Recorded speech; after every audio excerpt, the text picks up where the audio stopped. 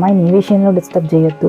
ఆనందాల్ని share చేసుకోక, బాధల్ని share చేసుకోక, ఫ్యామిలీ రిలేషన్స్ని షేర్ చేసుకోకపోతే రేపొద్దున ఉన్నది ఉన్న పళంగా వాళ్ళకి వివాహం చేయగానే వాళ్ళకి ఎందుకు తెలుస్తాయి ఈ బ్యాలెన్సింగ్ చేసుకోవడం అనేది? ఒక్కసారి తల్లిదండ్రులుగా మనం కూడా ఆలోచించాలి.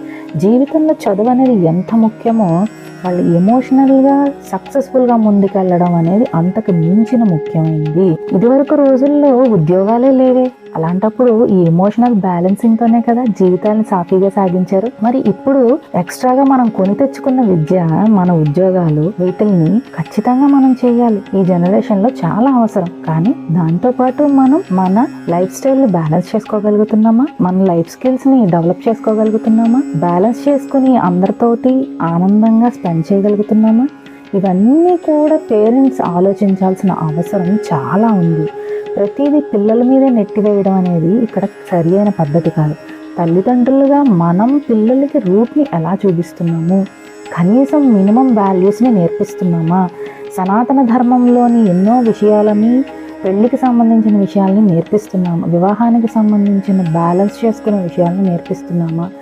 సనాతన ధర్మంలో ఉండే ఎన్నో గొప్ప విషయాలని, మన ధర్మంలో ఉండే వివాహానికి సంబంధించిన ఎన్నో విషయాలని తెలియజేస్తున్నామా అని కూడా ఆలోచించుకోవాలి. ముఖ్యంగా తల్లిదండ్రులు మాకేమీ తెలియదు అని అనకుండా, కనీసం చదువుకుంటున్న పిల్లల్ని చదువుకుంటున్నారులే అని వదిలేయకుండా 2-3 పెళ్ళిళ్ళకి తీసుకెళ్ళండి. వాళ్ళకి ఊహ తెలిసాక వివాహాలు ఎందుకు చేస్తారు, ఎంతమంది అక్కడ మన వాళ్ళు కలుస్తున్నారు, రిలేషన్స్ని ఎలా మెయింటైన్ చేస్తున్నారు, ఇవన్నీ కూడా వాళ్ళకి తెలియాల్సిన అవసరం ఉంది.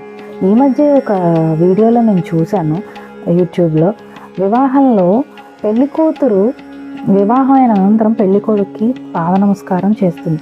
అయితే ఆ విషయం కూడా తెలియని ఆ పెళ్లి కొడుకు ఆ అమ్మాయికి తిరిగి నమస్కారం చేస్తున్నాడు.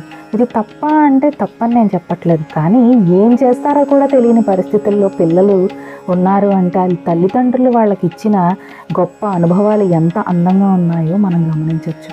అంటే ప్రతిదీ తెలియాలా పిల్లలకి అంటే కాదు, కానీ ఇంపార్టెంట్గా ఏవైతే చాలా ముఖ్యమైన విషయాలు ఉంటాయో వాటిని తెలియజేయడం కూడా చాలా అవసరం.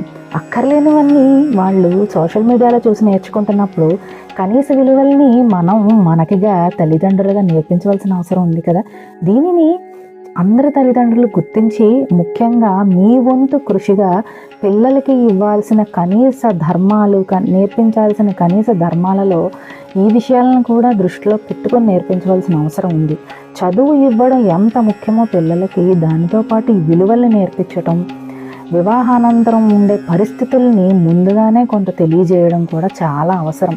చాలామంది పేరెంట్స్ చేసే ఇంకొక పెద్ద మిస్టేక్ ఏంటంటే, వాళ్ళు ఆనందంగా ఉన్న విషయాలను పిల్లలతో షేర్ చేసుకోకుండా వాళ్ళు ఎదురుగుండా తగవులాడుకోవడం, దెబ్బలాడుకోవడం, లేదా అంటే మాట అనుకోవడం అనే విషయాలని ఎక్కువ ఎలివేట్ చేసి చూపించడం వలన నెక్స్ట్ జనరేషన్లో పిల్లలు పెళ్ళి అంటే భయపడిపోవడం, పెళ్ళి అంటే ఇలాగే ఉంటుందేమో అనుకోవడం అనేది జరుగుతూ ఉంటుంది. కానీ నీ నిజమైన రిలేషన్ని, నీ ఆనందాన్ని, నీ ప్రేమను, ఇవన్నిటిని వాళ్ళకి తెలియజేయడం అనేది జరగట్లేదు. దీన్ని కూడా చాలామంది తల్లిదండ్రులు గుర్తుంచుకోవాలి. కొంతమంది తల్లిదండ్రులు చాలా అవగాహనతో పిల్లల్ని పెంచుతున్నారు. చాలా చక్కగా ఉద్యోగాన్ని, ఇటు బంధాన్ని, రిలేషన్స్ని మెయింటైన్ చేసుకోవడం కూడా చెప్పగలుగుతున్నారు. అయితే 80% పైగా తల్లిదండ్రులు దీన్ని పూర్తిగా విస్మరించారు. ఎవరి జీవితాలు వాళ్ళవి అన్నట్టుగా ప్రవర్తించడం మొదలెట్టారు. పాశ్చాత్య సంస్కృతిని పూర్తిగా తీసుకువచ్చి మన సంస్కృతితో మిళితం చేసి అదే నిజమైన సంస్కృతి అనే భావన పిల్లలలోనూ పెద్దవాళ్ళలోనూ కనిపిస్తుంది. ఇంకా ముఖ్యంగా ఇంకొక విషయం కూడా చెప్పాలి. మన దేశంలో ఉన్న తల్లిదండ్రులే పాశ్చాత్య సంస్కృతిని ఎక్కువగా వాళ్ళల్లో మిళితం చేసుకుంటున్నారు. నిజంగా ఇక్కడ నుంచి వేరే దేశాలకు వెళ్ళిన తల్లిదండ్రులు వాళ్ళ పిల్లలకి ఈ కల్చర్ని నేర్పించాలి అనే ఉద్దేశంతో వాళ్ళ ఇంట్లో చక్కగా కళ్యాణాలను జరిపిస్తూ తద్వారా వివాహంలో ఉన్న విశిష్టతను, వివాహం చేసుకోవాల్సిన ఆవశ్యకతను, ఎందుకు ఈ రిలేషన్స్ని మెయింటైన్ చేయాలనే విషయాలను గొప్ప గొప్ప పండితుల చేత తెలియపరుస్తున్నారు. ఇంట్లో ఆ కళ్యాణాలు చేయించి ఈ విషయాలన్నింటినీ అందరికీ తెలిసేలాగా చేస్తున్నారు. ఇలా మనం ఎందుకు చేయలేకపోతున్నాం? మనం ఎందుకు తక్కువ చేసి చూస్తున్నాం? ఒక్కసారి అందరూ ఆలోచించాలి. వాళ్ళ వివాహ విషయంలో ఆడపిల్లలైనా మగపిల్లలైనా ముఖ్యంగా వాళ్ళ వివాహ విషయంలో వాళ్ళ ఓన్ డెసిషన్స్కి ఎక్కువ ప్రాధాన్యత ఇస్తున్నారు. నిజమే, వాళ్ళ ఓన్ డెసిషన్స్ తీసుకోవాలి. కానీ ఇదివరకటి రోజుల్లో 7 తరాలు అటు 7 తరాలు ఇటు చూసి మన ధర్మం సాంప్రదాయాన్ని అనుసరించి వివాహం చేసేవారు. కాబట్టి ఏ విషయం వచ్చినా కూడా తల్లిదండ్రులు అండగా నిలబడేవారు. కానీ ఇప్పుడు నువ్వు కనీసం నీ భాగస్వామిని మాత్రమే సెలెక్ట్ చేసుకోవడానికి సంవత్సరాలు కాలం తీసుకుని ఆయన ఒక్కరినే చూసుకుంటున్నారు. అలాగే భాగస్వామిని ఒక్కరిని ఎంచుకోవటం అనేది జరుగుతుంది. కానీ అటువైపు ఎలాంటి వారు, ఇటువైపు ఎలాంటి వారు అనే విషయాల్ని తెలుసుకోకుండానే ముందుకు వెళ్తున్నాం. దాని ద్వారా కూడా ఎక్కువ సమస్యలు వస్తున్నాయి అనేది ఖచ్చితమైన వాదన. నమస్తే, నేను doctor Kalyan Swathi, astro relationship coach.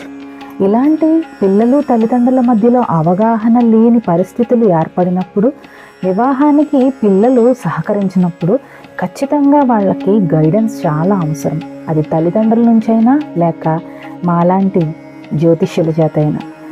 ఈ జ్యోతిష్యానికి దీనికి రిలేషన్ ఏంటి అని చాలామంది అడుగుతున్నారు. అయితే ఇక్కడ మీరు గమనించాల్సిన విషయం ఏంటంటే, జ్యోతిష్యం అనేది డైవర్స్ని లేదా అంటే విడిపోవడాన్ని తెలియజేస్తుంది అని అనుకోవడం మూర్ఖత్వం.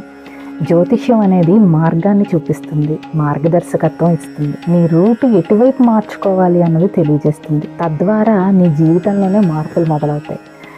నమస్తే. ఈ ఛానల్ని మీరందరూ ఆదరిస్తారని మనస్ఫూర్తిగా కోరుకుంటున్నాను. నా ఛానల్ని సబ్స్క్రైబ్ చేసుకోండి, షేర్ చేయండి, లైక్ చేయండి, కామెంట్ చేయండి. ధన్యవాదాలు.